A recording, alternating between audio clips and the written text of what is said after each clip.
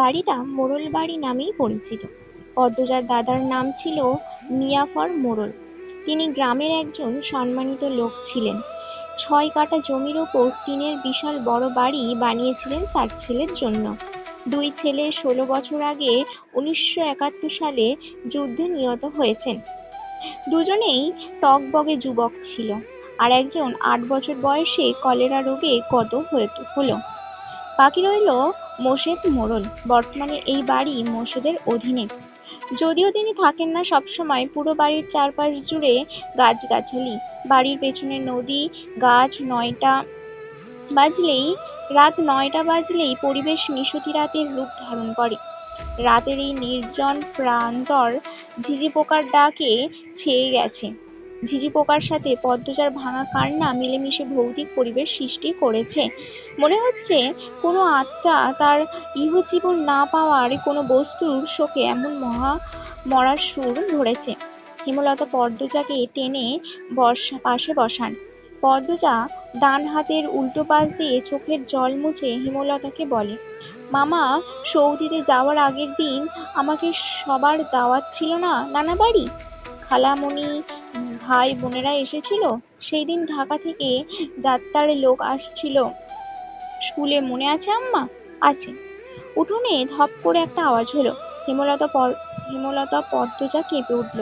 পূর্ণা প্রেমা দরজায় কান পেতে রেখেছিল মা বোনের কথা শুনতে। হুট করে কিছু পড়ে যাওয়ার আওয়াজে হওয়াতে দুজনেই ভয় পেয়ে যায়। দরজা ঠেলে হুড়মুড়িয়ে রুমে ঢুকে পড়ে। হেমলতা বড় মেয়ের কাছে গোপন বৈঠক ভেঙে দ্রুত পায়ের বারান্দায় এসে দাঁড়ায়। উঠানে বিদ্যুৎ নেই, হারিকেন জ্বালান। পিছনে ৩ মেয়ে এসে দাঁড়িয়েছেন। একজন মায়ের ৩ মেয়ে নিয়ে একা এত রাতে বড় বাড়িতে বাস করাও যুদ্ধ বটে। হেমলতা গলা উঁচিয়ে প্রশ্ন করলেন, কে কে ওখানে? আমি। চিরপরিচিত এই কণ্ঠ চিনতে হেমলতার বিড়ম্বনা হলো না। তিনি ব্যস্ত পায়ে উঠোনে নেমে আসলেন। গেটের পাশে মোশেদ মোড়ল পড়ে রয়েছে। গায়ে চাদর, হাঁপড়ের মতো বুক ওঠানামা করছে তার, যেন দম ফুরিয়ে যাচ্ছে। হেমলতা ২ হাতে মোশেদকে আগলে ধরলেন। পদ্মজা, পূর্ণা দৌড়ে আসেন। মোশেদের এমফাইসিমা রোগ আছে। এ রোগে অল্প চলাফেলায় শ্বাস টানের উপক্রম হয় এবং দম ফুরিয়ে যায়। শ্বাস নেবার সময় গলার শিরা ভরে যায়। ৩ মা মেয়ে মোশেদকে ধরে রুমে নিয়ে আসে। মোশেদের এভাবে হুটহাট করে বাড়ি ফেরা কখনো কাক ডাকা ভোরে, কখনো নিশতি রাতে, বা কখনো কাক ফাটা রোদে। মোশেদ মোড়লের এমফাইসিমা রোগটা ধরা পড়ে ৭ বছর আগে। মোশেদের অ্যাজমা ছিল, আবার ধূমপানে খুবই আসক্ত ছিলেন। ফলে ফুসফুসের এই রোগটি খুব দ্রুত আক্রমণ করে বসে। মোশেদ খানিকটা সুস্থ হয়ে রাত ১টার দিকে ঘুমালেন। পূর্ণা প্রেমা রুমে গিয়ে শুয়ে পড়েছে। পদ্মজা বারান্দার রুমে ঝিম মেরে বসে আছে। জানালার বাইরে চোখের দৃষ্টি জ্যোৎস্না গলে গলে পড়ছে। কি সুন্দর দৃষ্টি! পদ্মজার মন বলছে মা আসবে তার খোঁজে, পুরোটা ঘটনা শুনতে আসবেই। সত্যি তাই হলো। কিছুক্ষণ পর হেমলতা আসলেন। আম্মা, বাতিটা নিভিয়ে দাও, বলল পদ্মজা। কণ্ঠ খাদে নামালো। হেমলতা বাতি নিভিয়ে পদ্মজার পাশে বসেন। পদ্মজা তৈরি ছিল, তবু অপ্রস্তুত হয়ে পড়ে। খুব অস্বস্তি হচ্ছে। সে গোপনে দীর্ঘশ্বাস ছাড়ল। পদ্মজা যখন ৪র্থ শ্রেণীর ছাত্রী, বয়স ১০ ছিল। খুব কম বয়সেই তাকে স্কুলে পাঠানো শুরু করে হেমলতা। সেই দিন নানা বাড়িতে সবার দাওয়াত পড়ে। হানিফ চলে যাবে সৌদিতে, তাই এত আয়োজন। পরিবারের মিলনাসর বসে। স্কুলের মাঠেও সেই দিন নাচ গান অনুষ্ঠিত হয়। বাড়ির সবাই সেখানেই চলে যায়। বাড়িতে থাকে শুধু পদ্মজা, পদ্মজার বৃদ্ধ নানা আর হানিফ। পদ্মজা ঘুমিয়েছিল, তাই বাকিদের সাথে যেতে পারেনি। যখন ঘুম ভাঙে আবিষ্কার করলো বাড়িতে কেউ নেই। মোশেদের হঠাৎ করে অসুস্থ হওয়াতে হেমলতা বাপের বাড়িতে উপস্থিত ছিল না। পদ্ম নাকি? পদ্মজা বাড়ি থেকে বের হওয়ার উপক্রম হতেই কানে আসে হানিফের ডাক। পদ্মজা মিষ্টি করে হেসে মাথা নাড়ায়। হানিফের লোলুপ দৃষ্টি তখন পদ্মজার সারা শরীর ঘুরে বেড়াচ্ছে। এইটুকু মেয়ের ফর্সা চামড়া বিকৃত মস্তিষ্কের হানিফ যেন বড্ড টানে। তাই তো আমার ঘরে আয়। সরল সহজ সরল শিশুসুলভ পদ্মজা মামার ডাকে সাড়া দিল। সে শুনেছে মামা ভাগ্নে যেখানে আপদ নেই সেখানে, অথচ সেই দিন সে মামাকে ঘোর বিপদ হিসেবে জানলো। পদ্মজার রুমে ঢুকতেই হানিফ দরজা লাগিয়ে দিল। পদ্মজার মন কেমন যেন ওঠে হানিফের অদ্ভুত চাহিনি আর দরজা লাগানো দেখে। হানিফ কুৎসিত অঙ্গভঙ্গি প্রদর্শন করতে থাকে। পদ্মজার দেখতে খুব খারাপ লাগছে, ভয় করছে। এদিকে আয়, তোর লগে গল্প করি। হানিফ বিছানায় বসে পদ্মজাকে কাছে রাখে। পদ্মজা কাছে যেতে সংকোচ বোধ করে। হানিফ পদ্মজার ডান হাত ধরে টেনে কোলে বসায়। তুই জানোস তুই যে সবার থাইকা বেশি সুন্দর? হানিফের প্রশ্ন পদ্মজার কানে ঢোকেনি। সে মুচড়াতে থাকে হানিফের কোল থেকে নামার জন্য। আপত্তিকর স্পর্শগুলো পদ্মজার খুব খারাপ লাগছে, কাঁদতে ইচ্ছা করছে। মুচড়াস কেন রে ছেড়ি, শান্তময় বইয়া থাক, মামা মেরাত থাইকা সাজনের জিনিস কিনিয়া দিব। হানিফ শক্ত করে দুহাতে ধরে রেখেছে পদ্মজাকে। পদ্মজা কিছুতেই নামতে পারছে না। মামা আমি চলে যাব, কাঁদো কাঁদো হয়ে বলল পদ্মজা। কই যাবি? মামা ধরে থাক, মামার ধারে থাক, বলল হানিফ। হানিফের শক্তপোক্ত হাতের স্পর্শগুলো শুধুই অস্বস্তি দিচ্ছিল না, স্পর্শকাতর জায়গাগুলোয় ব্যথায় বিষিয়ে উঠেছে। পদ্মজা কেঁদে ওঠে, ভেজা কণ্ঠে বলল, বাড়ি যাব আমি, ব্যথা পাচ্ছি মামা। হানিফ হাতের বাঁধন নরম করে আদুরে আদুরে গলায় বলে, আচ্ছা আর ব্যথা দিব না, কাঁদিস না। পদ্মজা চট করে কোল থেকে নেমে পড়ে। হানিফকে তার আজরাইল মনে হচ্ছে। মায়ের কাছে সে আজরাইলের অনেক গল্প শুনেছে। আজরাইল যখন জান দিতে আসবে তখন শরীর খুব কষ্ট অনুভব হয়। এই মুহূর্তে যেন ঠিক তেমনই অনুভব হলো। তাহলে তার হানিফ মামা আজরাইল? পদ্মজা দরজা খুলতে পারে না, তাই হানিফকে ভীত কণ্ঠে বলল, মামা দরজা খুলে দাও। কেন, আমি তোরে যাইতে কইছি? হানিফের কর্কশ কণ্ঠের ধমকে পদ্মজা কেঁপে ওঠে। তার চোখ বেয়ে জল পড়তে থাকে। হানিফ পদ্মজাকে জোর করে কোলে তুলে নেয়। পদ্মজা কাঁদছে, তার খুব ভয় লাগছে, বারবার বলছে, মামা আমি বাড়ি যাব। হানিফের তাতে বিন্দুমাত্র ভ্রুক্ষেপ নেই। বাড়িতে কেউ নেই, বিদ্যুৎ সৎ বাবা কানে শোনে না। পদ্মজা হানিফকে কিল ঘুষি দিতে থাকে, সেই সাথে জোরে জোরে কান্না শুরু করে। এভাবে কাঁদলে পাশের বাড়ির জেগেও চলে আসবে। হানিফের রক্ত টকবক করছে উত্তেজনায়। সে দ্রুত ওড়না দিয়ে পদ্মজার মুখ হাত পা বেঁধে ফেলে। পদ্মজার দুই চোখের পানি হানিফের চোখে লাগেনি। হানিফ ভীষণ আনন্দ পাচ্ছে, পৈশাচিক আনন্দ পাচ্ছে। সে সিগারেট জ্বালায়, খুব আনন্দ হলে তার সিগারেট টানতে ইচ্ছা করে। সিগারেট টানতে গিয়ে মাথায় আসে নিঃশংস ইচ্ছে। নাক মুখ দিয়ে ধোঁয়া ছাড়িয়ে সিগারেটের দুটো আঙুল মাঝে রেখে পদ্মজার বাম পায়ের তালুতে চাপ দিয়ে ধরে রাখে। পদ্মজা হাউ মাউ করে কেঁদে ওঠে। হেমলতা দু হাতে শক্ত করে মেয়েকে বুকের সাথে জড়িয়ে ধরে। পদ্মজা কাঁদছে, কাঁদতে কাঁদতে বলল, আম্মা তখন খুব কষ্ট হয়েছিল, আমার দম বেরিয়ে যাচ্ছে মনে হচ্ছিল, আমি তোমাকে খুব ডাকছি আম্মা, তুমি আসোনি। পদ্মজার কথাগুলো হেমলতার বুক রক্তাক্ত করে দেয়। এ যেন 1971 সালের পাকিস্তানিদের নৃশংসতায়। নিজের চোখে তিনি দেখেছেন পাকিস্তানের নিষ্ঠুরতা। হানিফ আর তার দেখা অত্যাচারী পাকিস্তানের মধ্যে কোনো তফাৎ নেই। হেমলতার নির্বাক, বাকরুদ্ধ, শুধু অনুভব করছে তার বুকে পড়ে আদরের পদ্মজা হাউমাউ করে কাঁদছে, সর্বাঙ্গ যেন কাঁপছে, হানিফকে ক্ষতবিক্ষত করে দিতে হাত নিষ্পিস করছে। সেদিন এইটুকুর জন্য পদ্মজার ধর্ষণ হয়নি। বাড়িতে সবাই ফিরে এসেছিল। পদ্মজার পোড়া স্থানে যন্ত্রণা সহ্য করতে না পেরে অচেতন হয়। বাকিটুকু আর পদ্মজাকে বলতে হয়নি, হেমলতা জানে। পদ্মজার গা কাঁপিয়ে জ্বর আসে। 21 দিন বিছানায় ছিল। ততদিনে হানিফ দেশ ছেড়ে চলে যায়। পদ্মজার ভয় লজ্জায় ঘটনাটি কাউকে বলেনি।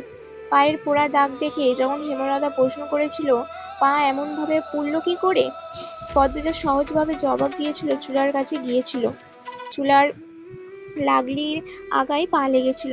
কথাটা পদ্মজা সাজিয়েই রেখেছিল, সাথে অনেক যুক্তি, তাই মিথ্যে বলতে একটুও কাঁপেনি। পুরো ঘটনাটা পদ্মজার বুকে তাজা হয়ে আছে। এই 6 বছরে লুকিয়ে কতবার কেঁদেছে। সবসময় চুপ করে কোথাও বসে থাকলে পদ্মজা মেয়ের নিশ্চুপতা দেখে মাথা ঘামায়নি, কারণ পদ্মজা ছোট থেকেই চুপচাপ ছিল।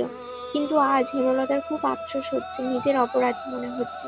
তিনি ভেবেছিলেন তার তিনটি মেয়ে তার কাছে খোলা বইয়ের মতো, চাইলেই পড়া যায়। বিশেষ করে পদ্মজাকে বাড়ির পেছনে নদীর বুক দিয়ে তত্তর করে বয়ে যাওয়া স্বচ্ছ টলমলে প্রাণীর মতো মনে হতো, যার জীবনে অস্বচ্ছ বলতে কিছু নেই, সবই সাদামাটা সরল। অথচ পদ্মজার জীবনে কত বড় দাগ জ্বলজ্বল করে জ্বলছে, কত বড় ঘটনা লুকিয়ে ছিল। মেয়েটার কথা লুকিয়ে রাখার সীমাহীন ক্ষমতা নিয়ে জন্মায়। কথাটি নিজের মেয়েদের ক্ষেত্রে মাথায় আসেনি। পদ্মজা শান্ত হলে হেমলতা বলেন, পাটা দেখি। পদ্মজা বাঁ পা বিছানায় তোলে। হেমলতা পদ্মজার পা কোলে নিয়ে পোড়া দাগটা দেখে মনোযোগ দিল। রক্ত টগবগ করে ওঠে, রঙে রঙে হিংস্রতা যেন লুটিপুটি খাচ্ছে। এই পোড়া দাগ হানিফের রক্ত দিয়ে মুছবো। কথাটি কত সহজ করে বলেছেন হেমলতা, তবুও পদ্মজা কেঁপে ওঠে। কি যেন ছিল কথাটাতে। শরীরের পশম দাঁড়িয়ে পড়ে। হেমলতা বারান্দার রুমে বসে বড় ঘরে ঢুকলেন। মিনিট কয়েক পর রামদা ছুরি হাতে নিয়ে উঠানে যান। উঠানের একপাশের শক্ত পাথর আছে, ছুরিটা পাথরের ঘষতে থাকেন সাবধানে।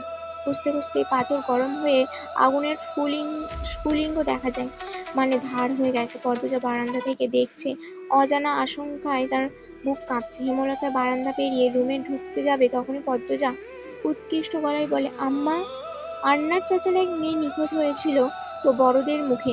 এই মেয়ের ধর্ষক হানিফ। ধর্ষকের পর পুঁতে ফেলেছে। অলন্দপুরের এই ঘর একটা মানুষই এত নৃশংস। আমি তখন ঢাকায় পড়তাম, বাড়ি এসে জানতে পারি ঘটনা। আম্মার অনুরোধ আর কান্নায় আমি সেই দিন মুখ খুলিনি। এত বড় পাপ চেপে যায়, সেই শাস্তি আমি ধীরে ধীরে পাচ্ছিলাম, আজ পুরোপুরি পেয়ে গেলাম। আমার পাপের শাস্তি শেষ হয়েছে। হেমলতা কথা শেষে করে জায়গা ত্যাগ করলেন। কি ধারালো প্রতিটি বাক্য! হেমলতার মুখ দিয়ে যেন আগুনের স্ফুলিঙ্গ বের হচ্ছে। পদ্মজার মস্তিষ্ক শূন্য হয়ে পড়ে। আপা স্কুল যাবা না? পূর্ণা পদ্মজাকে জিজ্ঞাসা করল। যাবো, তাড়াতাড়ি করো। তাড়া দিয়ে পূর্ণা বাড়িতে ঢুকল। পদ্মজার বাড়ির পেছনের নদীর ঘাটে উদাসীন হয়ে বসেছিল। এই নদীর নাম মাদিনী। গ্রীষ্মকাল বিদানের ৩ সপ্তাহ চলছে। এখন বর্ষাকাল। মাদিনীর জলে কানায় কানায় ভরে উঠেছে। সে যেন স্রোত বিলীনি। ঘোলা জলের একটানা স্রোত বয়ে যায় সাগরের দিকে। উজান থেকে ভেসে আসছে ঘন সবুজ কচুরি পাতা। পদ্মজার এই দৃশ্য দেখতে বেশ লাগে। নিষ্পলক চোখে তাকিয়ে আছে মাদিনীর স্বচ্ছ জলের দিকে। মাদিনীর বুকের উপর দিয়ে একটা লঞ্চ যাচ্ছে। লঞ্চ দেখে ১ মাস আগের ঘটনা মনে পড়ে তার। সেদিন রাতে হেমলতা ছুরি ধার দিয়ে রুমে ঢুকে পড়লেন। কিছুক্ষণ পরে ঘুমিয়ে পড়ে। পরের দিন স্কুল থেকে বাড়ি ফিরে নামাজ পড়ে খেতে বসল। তখন হিমেল হন্তদন্ত হয়ে বাড়িতে ঢুকলেন। হিমেল হচ্ছে হেমলতার ছোট ভাই। আপা, এই পদ্ম, আপা কই? হেমেলের কণ্ঠ। কি হয়েছে মামা? জবাব দিল পদ্মজা। পদ্মজার প্রশ্ন উপেক্ষা করে হেমলতাকে ডাকলেন, আপা, এই আপা। হেমলতা বাড়ির পেছন থেকে ব্যস্ত পায়ে হেঁটে আসেন। কি হয়েছে? হিমেল হেমলতাকে দেখে হাউমাউ করে কেঁদে ওঠে। আপা, ভাইজান খুন হয়েছে, রাইতে কে জানি মাইরা ফেলেছে আপা। হেমলতা কথাটা হিমেল কাঁদতে কাঁদতে হাঁটু ভেঙে বসে পড়ল। পদ্মজা তাৎক্ষণিক সন্দিহান চোখে মায়ের দিকে তাকান। হেমলতাকে দেখে মনে হলো তিনিই চমকেছেন, অথচ তার চমকানোর কথা ছিল না। নাকি হেমেলের সামনে অভিনয় করছে? পূর্ণা, প্রেমাকে ওইদিকে আসতে দিস না পদ্ম, আমি আসছি। হেমলতা বাড়ির বাইরে মিলিয়ে যায়। হিমেল পাশে খুঁটিয়ে খুঁটিয়ে হাঁটছে। ছেলেটা বোকা সোজা, জন্মগত প্রতিদ্বন্দ্বী। ২২ বছরের হিমেল এখনো শিশুদের মতো আচরণ করে, কথায় কথায় খুব কাঁদে। সেখানে তার ভাই খুন হয়েছে, ১ মাস তো প্রতিদিন নিয়ম করে কাঁদত।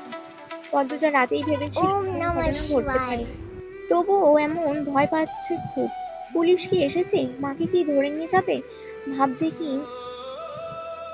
গিয়ে পদ্মজার বুক ধকধক করে ওঠে। গ্রামের কাছেই শহর থানা, পুলিশ নিশ্চয়ই চলে এসেছে। পদ্মজা ধপ করে মাটিতে বসে পড়ল। সে ঘামছে খুব, নাক মুখ গলা ঘেমে একাকার হয়ে যাচ্ছে। পূর্ণা খুনের কথা শুনে খুব ভয় পেয়েছে, তার মনে হচ্ছে সেও খুন হবে। খুব বেশি ভীত পূর্ণা। পদ্মজার শরীর কাঁপতে থাকে, চোখে ভেসেছে হেমলতা পুলিশ শিকল দিয়ে বেঁধে নিয়ে যাচ্ছে। তার খুব কান্না পাচ্ছে। আর সময় নষ্ট না করে তড়িঘড়ি করে উঠে দাঁড়ালো পদ্মজা। মাথায় ওড়নার আঁচল টেনে নিয়ে পূর্ণার উদ্দেশ্যে বলল, পেমারে দেখে রাখিস বোন, বাড়ি ভর্তি মানুষ, আরো মানুষ আসছে। হেমলতা মানুষজনকে ঠেলে হানিফের লাশের পাশে গিয়ে দাঁড়ালেন। তখন ফর্সা রঙের দুটি মহিলা ঝাঁপিয়ে পড়ল তার ওপর। আংশিক আক্রমণে হেমলতা অপ্রস্তুত হয়ে পড়েন। খেয়াল করে দেখলেন দুজন মহিলা তার মা আর বোন। তারা হাউমাউ করে কাঁদছে, কিন্তু হেমলতার তো কান্না পাচ্ছে না। ব্যাপারটা লোকচক্ষু ঠেকছে না। একটুকুই কান্নার অভিনয় করা উচিত। হানমির মৃত্যুদেহ দেখে মনে হচ্ছে কেউ ইচ্ছে মতো কুপিয়েছে। হেমলতার তো দেখে শান্তি লাগছে, এমন শান্তি অনেকদিন পাওয়া হয়নি। পদ্মজা সেখানে উপস্থিত হয়। হেমলতার নজর পড়ে, ভীত চোখে মায়ের চোখের দিকে তাকায় পদ্মজা। হেমলতা ভ্রু কুঞ্চিত হয়ে আবার স্বাভাবিক করে নেয়। পদ্মজা চোখ ঘুরিয়ে দেখছে পুলিশ এসেছে নাকি। চারিদিকে এত মানুষ। পদ্মজাকে এদিক ওদিক উঁকি দিতে দেখে হেমলতা এগিয়ে আসে। চোখ মুখ শক্ত করে পদ্মজার মুখ ঘুরে দেন। পদ্মজা দ্রুত ওড়নার আঁচল দিয়ে মুখ চেপে ধরে গোয়াল ঘরে ঢুকে পড়ে। তার মা চায় না সে কখনো এত মানুষের সামনে থাকুক। হেমলতা ঘাড় ঘুরিয়ে দেখলেন পদ্মজা গোয়াল ঘর থেকে উঁকি দিয়ে বাইরের অবস্থা পর্যবেক্ষণ করছে। কিছুক্ষণের মধ্যেই পুলিশ আসলো। জিজ্ঞাসাবাদ করে হানিফের লাশ নিয়ে গেল। লোক মুখে শোনা যায় হানিফ খুন হয়েছে শেষ রাতে, এরপর নদীতে ফেলে দেওয়া হয়। লঞ্চ ঘাটে লাশ ভাসে। হেমলতাকে পুলিশ নিয়ে যায়নি বলে পদ্মজার স্বস্তির নিঃশ্বাস নিল। মানুষের ভিড়ও কমে গেছে। হেমলতার মা কাঁদতে কাঁদতে ক্লান্ত হয়ে উঠানের এক কোণে বসে আছে। পদ্মজা গুটি পায়ে গোয়াল ঘর থেকে বেরিয়ে আসলো। হেমলতা পদ্মজার দিকে তাকিয়ে মৃদু হাসেন। সেই হাসি দেখেই দেখলেন হেমলতার মা মঞ্জুরা। তিনি কিছু একটা ভেবে নেন। হেমলতার কাছে এসে কিরমির করে বলে, তুই খুন করস? তোমার কেন এমন মনে হচ্ছে? হেমলতার কণ্ঠ স্বাভাবিক, অথচ পদ্মজার এই প্রশ্ন শুনে ভয় পেয়েছে খুব। যদি নানু পুলিশকে বলে দেয়? পুলিশ তো তার মাকে নিয়ে যাবে। কাল রাইতে তুই আইছিলিস হানিফের ঘরে, আমি দেখি নাই? রাগে কাঁপছেন মঞ্জুরা। আসছি। হেমলতার নির্বিকার স্বীকারোক্তি। কেন মারলি আমার ছেড়ালে? কোন ক্ষতি করেছে? আসছি বলেই আমি খুন করেছি। এত রাইতে তুই তার কাছে আর কি দরকারে আইবি? আমি তাকে মারতেই বা যাবো কেন? মঞ্জুরার আহত দৃষ্টিতে তাকিয়ে আছে হেমলতার দিকে। হেমলতার চোখ মুখ শক্ত। নিস্তব্ধতা কাটিয়ে মঞ্জুরা চেঁচিয়ে উঠল, পুলিশের কাছে যাবো আমি। পদ্মজা কেঁপে উঠল, অস্পষ্ট কণ্ঠে বলে, নানু এমন করো না। হেমলতা নিচু স্বরে কঠিন করে বললেন, আমার মেয়েদের থেকে আমাকে দূরে সরানোর চেষ্টা করো না আম্মা, ফল খুব খারাপ হবে। পদ্মজার মনে হলো মঞ্জুরা ভয় পেয়েছে। মঞ্জুরা সবসময় হেমলতাকে ভয় পান। তিনি চুপসে যান, শুধু ঘৃণা ভরা দৃষ্টি নিয়ে হেমলতার দিকে তাকিয়ে থাকেন। পদ্মজা বুঝে উঠতে পারে না তার নানু কেন ভয় পায় মাকে। মায়ের অতীতে কি ঘটেছে? কেন তিনি এমন কাঠখোট্টা? ছেলের খুনিকে কোনো মা ছেড়ে দেয়? নানু কেন ছাড়লেন? মেয়ে বলে নাকি অন্য কারণ? কোনো উত্তর নেই। এসব ভাবলে উল্টে মাথা ব্যথা ধরে। অন্য আট দশটা পরিবারের মতো কেন না তারা? নাকি গোপনে সব পরিবারেই এমন জটিলতা আছে? প্রশ্ন হাজারটা, উত্তর কোথায়? সেই দিন রাতে খাবার সময় হেমলতা নিম্নস্বরে পদ্মজাকে বললেন, পদ্ম। জি আম্মা। আমি হানিফকে খুন করিনি। কারা করেছে তাও জানি না। কথাটি শুনে পদ্মজা খুব চমকায়। তার মা মিথ্যে বলে না, তাহলে কারা খুন করেছে? পদ্মজা প্রশ্ন করল, তাহলে শেষ রাতে মামার কাছে কেন গিয়েছিলে আম্মা? হেমলতা জবাব দেয়নি। খাওয়া শেষে উঠে যান। পদ্মজা ভাবনার সুতো কাটল। কারো পায়ের আওয়াজ শুনে ঘাড় ঘুরিয়ে মোর্শেদকে দেখতে পান।